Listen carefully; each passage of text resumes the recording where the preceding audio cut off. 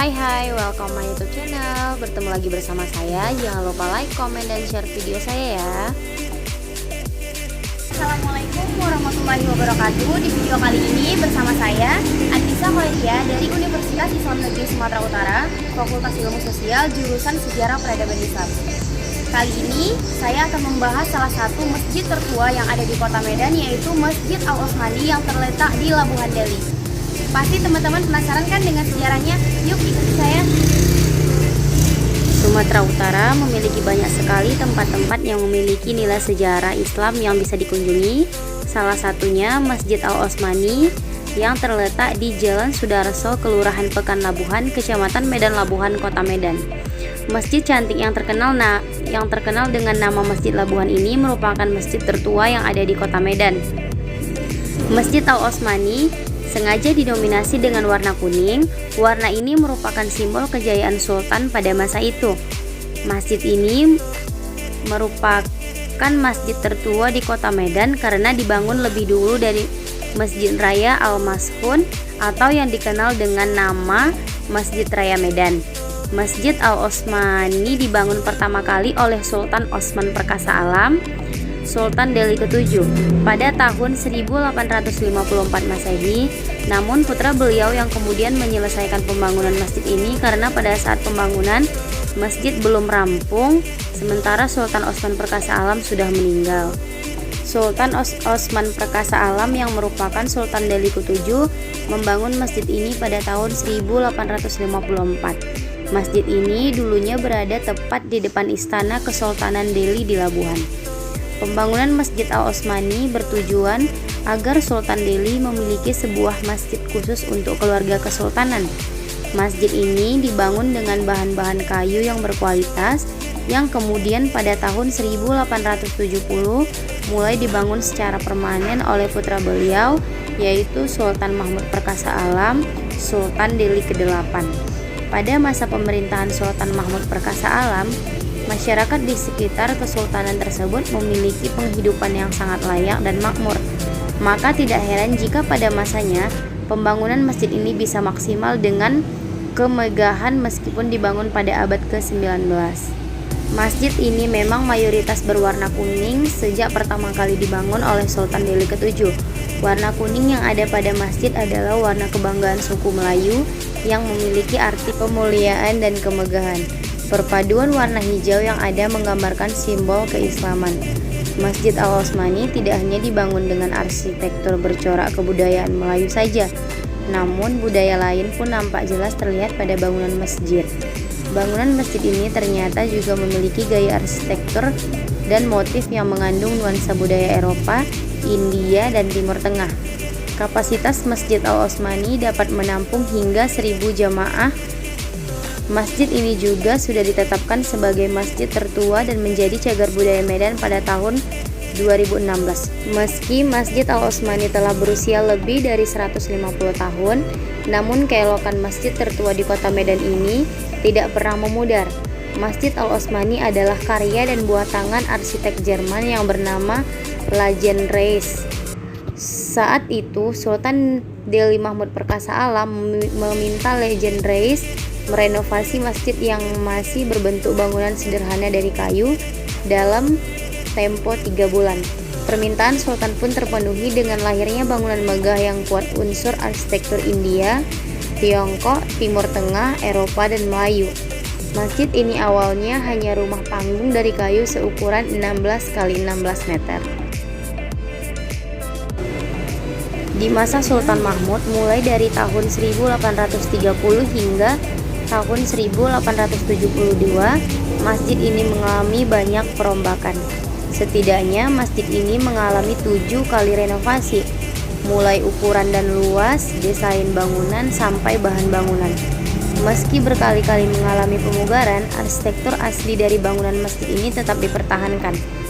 Pada pintu masjid digunakan ornamen Tiongkok, ukiran di setiap bangunan bernuansa India, arsitektur ala Eropa, dan ornamen-ornamennya bernapaskan Timur Tengah. Kubah masjid yang terbuat dari tembaga bersegi 8 berumur seabad lebih mengikuti gaya India yang beratnya mencapai 2,5 ton. Ruang sholat Masjid Al-Osmani terbentuk 4 persegi panjang dengan 3 pintu pada ketiga sisinya. Pintu tidak ada di sisi sebelah barat karena menjadi tempat mihrab. Hiasan geometri dan lengkungan ada di bagian atas pintu dan 2 buah daun pintu pada bagian tengah. 2 pintu lagi yang berada di sebelah kiri dan kanan pintu yang berada di tengah ruangan. Hiasan kedua pintu sama dengan pintu yang berada di tengah, hanya ukurannya agak besar dan di bagian atas pintu dihiasi dengan lengkungan yang meruncing. Lengkungan-lengkungan ini menjadi jendela kaca yang berbaris dengan berwarna.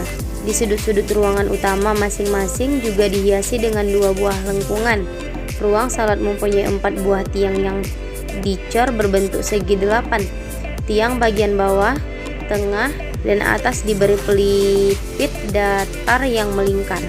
Di dalam ruangan sholat juga ada 2 mimbar mihrab. Di bagian barat memiliki 2 buah jendela kaca. Masjid Al-Osmani menyimpan banyak sekali cerita sejarah dari Kesultanan Delhi. Masjid ini kini menjadi saksi bisu sejarah, di mana di halaman depan dan samping masjid terdapat pusara keluarga kesultanan. 5 Raja Delhi yang dimakamkan di pusara ini yaitu Tuanku Panglima Pasutan Raja Delhi keempat, Tuanku Panglima Gandhar Wahid Raja Delhi kelima, Sultan Amaluddin Perkasa Alam Raja Delhi keenam, Sultan Osmani Perkasa Alam dan Sultan Mahmud Perkasa Alam, dan termasuk makam permaisuri dari Kesultanan Malaysia.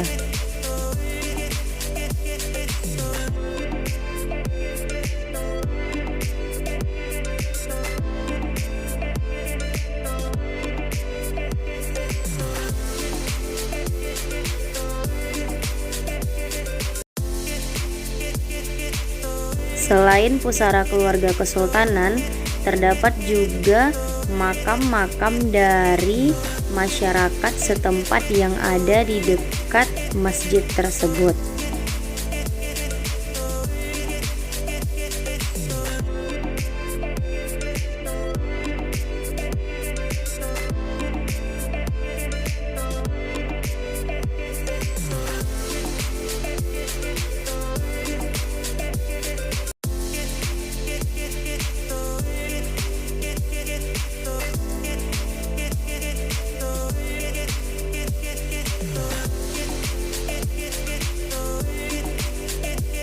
Di depan masjid terdapat salah satu beduk yang biasa digunakan untuk menandakan jika telah berbuka puasa.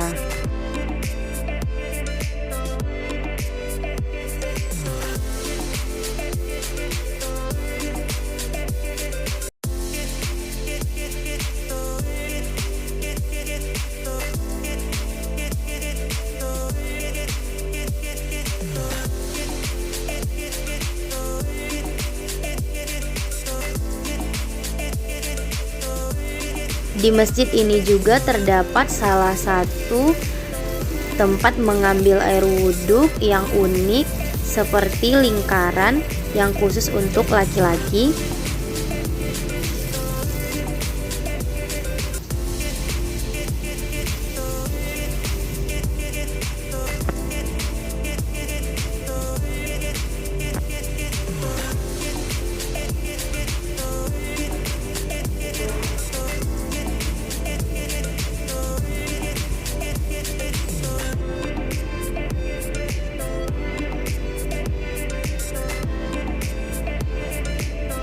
Di sebelahnya juga terdapat salah satu tempat pengambilan air wudhu yang dikhususkan untuk laki-laki dan perempuan. Dan di belakang masjid terdapat salah satu rumah panggung yang dulunya digunakan untuk pertemuan oleh para sultan.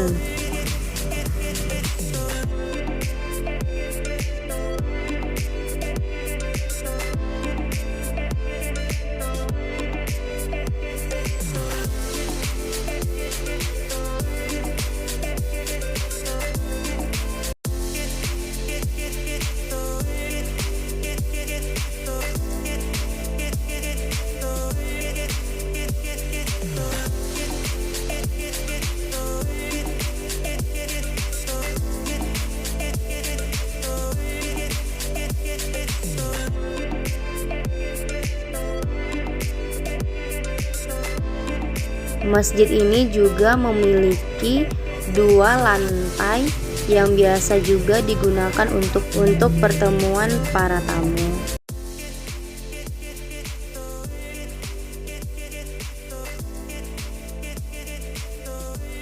Saya dan rekan-rekan saya ingin mewawancarai salah satu ketua dari masjid tersebut untuk mengetahui sejarah dari Masjid Al-Osmani tersebut.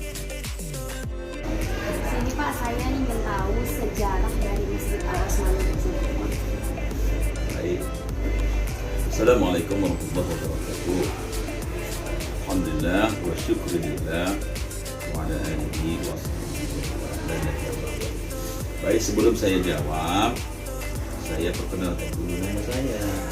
Saya Haji Ahmad Farini, saya jabatan di masjid sebagai ketua badan kesejahteraan masjid. Kemudian pekerjaan sehari-hari itu kemudian baik, adapun sejarah masjid ini berawal dari Kesultanan Delhi yang ke-7 bernama Sultan Osman Paras. Maka masjid ini disebut Masjid Al-Osmani, mengingat yang pertama sultannya yang mendirikan masjid itu Sultan Osman. Didirikan oleh Sultan Osman pada tahun 1854, terbuat dari bahan kayu. Model panggung masjid itu dulu ukurannya pun 16 x 16 meter. Kayu itu berasal dari Kalimantan. Nama kayu itu kayu ulin. Kalau di sini ngatakannya kayu baja. Bagaimana cara membawanya? Melalui transportasi air atau laut. Karena di belakang sekolah kita ini ada namanya Sungai Delhi. Nah, di situ ada tempat atau alat transportasi membawa kayu dari material pembangunannya. Nah, tujuan Sultan Delhi, Sultan Osman mendirikan masjid pertama untuk sebagai sarana ibadah untuk masyarakat Melayu. Karena disinilah Tua Melayu dulunya, sebelum ada Al-Maksun, sebelum ada Istana Maimun, sinilah itu. Dan inilah yang kita duduk ini, istana dulu nih, Kesultanan Delhi. Ya, nah, berdirilah masjid tersebut yang terbuat dari bahan kayu, tujuannya untuk sebagai sarana ibadah dan sekaligus sebagai tempat bersilaturahim antara rakyat Delhi dengan Sultan Delhi. Biasanya acara-acara sholat Idul Fitri Adha itu bersalaman itu. Nah, pendekkan cerita, wafatlah Sultan Osman tadi, digantikan oleh anak kandung beliau namanya Sultan Mahmud. Sultan Mahmud 1870 yang dibangunnya itulah yang dilihat sekarang nih. Nah, 1870. Namun ada keunikan dalam pembangunan Sultan Mahmud ini. Keunikannya, pembangunannya memiliki beberapa seni arsitektur. Cina, Eropa, India, Timur Tengah, Melayu Delhi. Kalau kita telaah satu-satu, mana yang Eropanya itu minimalis bangunan itu, bangunan timbul. Eropa. Timur Tengahnya yang satu dengan yang lain, di atasnya ada bulatan seperti ladang kuda, seperti masjid Makkatul Mukarramah. Mana Hindianya? Kalau kita masuk ke dalam masjid itu, bagian atas bangunan utama merucut ornamen di atas, melebar ke bawah, merucut ke atas. Itu seperti bangunan di India. Cinonya mana? Pintu. Kalau kalian tadi ke masjid itu nampakkan pintu berukin kotak-kotak, dia pintu tuh biru Cina. Yang terakhir Melayu. Mana Melayu? Warna masjid kuning dan hijau. Nah, tujuannya adalah yang sama, sebagai sarana ibadah, kemudian mempersatukan umat muslim yaitu padu antara rakyat dengan sultan, dan juga sebagai alat yang digunakan untuk keperluan kedua umat Islam. Bukan saja untuk ibadah, tapi juga untuk muamalah. Dan kita pun berpikir ke depan untuk menjadikan sebagai sektor perekonomian bangsa. Iya, terkendala masalah keuangan. Pemikiran kita ke depan, rencangan kita ke depan telah akan kita lakukan bahwa masjid ini tidak saja sebagai sarana ibadah, muamalah, tetapi sebagai sektor pembangkit perekonomian bangsa. Silakan juga tentang masjid Raya Al-Osmani. Ada lagi? Itu kan Pak, di dalam masjid itu saya lihat ada rumah panggung gitu Pak, di dekat Belakang itu. ya, di belakang ini Pak. Sama Itu. rumah di samping. Itu apa ya Pak? Itu pertama kantor BKM. Asal muasalnya itu pada tahun 1992 di masa Bapak Bakhtiar Jafar sebagai wali kota Medan, sebagai putra daerah. Dia berkeinginan bagaimana ke depan anak cucu masyarakat Melayu ini dia tahu rumah adat Melayu itu bagaimana. Maka dibuatnya lah bangunan macam rumah adat miniatur lah. Jadi kalau di zaman sekarang nih masih bisa kita melihat bagaimana rumah adat Melayu, begitulah. Nah, fasilitas sudah dibuatnya, namun penggunaannya baru kita sesuaikan. Kantor, perpustakaan, dan pertemuan, dan juga bisa digunakan untuk sebagai latar belakang foto pernikahan, untuk wedding. Nah, begitu. Nah, sampingnya itu taman bacaan Al-Quran. Operasionalnya setiap hari. Itulah. Pak, satu lagi Pak. Oh, kan Pak banyak makam-makam di depan masjid itu Pak. Itu makam-makam para sultannya yang dulu atau bagaimana Pak? Adapun makam di masjid kita itu terbagi dua golongan. Golongan pertama keturunan kesultanan, golongan kedua masyarakat umum. Golongan kesultanan itu biasanya ditempatkan di depan. Termasuklah di depan itu sultan yang ke-7, 8. Ditambah satu lagi, 2 lagi sultan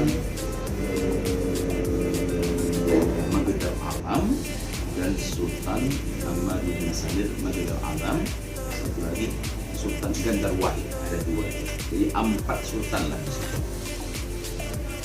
5, 6, 7, 8. Sultan yang ke-5 namanya Gandar Wahid, sultan yang ke-6 namanya Maghdar Alam, sultan yang ke-7 namanya Sultan Osman, sultan yang ke-8 namanya Mahmud Berdasar. Nah, kemudian masyarakat umum sebelah kanan. Masyarakat umum kita ini tidaklah serta-merta bisa masuk begitu saja. Ada mekanisme yang harus izin dari seperti itu. Ya Pak, cuman ini aja Pak yang dapat saya tanyakan sama Bapak. Makasih ya Pak waktunya. Assalamualaikum warahmatullahi wabarakatuh.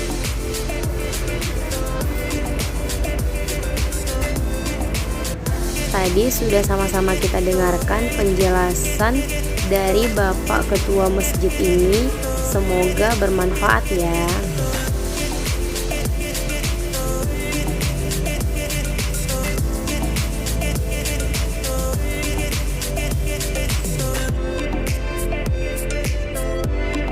Sekianlah video yang dapat saya sampaikan. Kurang dan lebihnya saya mohon maaf. Jangan lupa like, komen, dan share video saya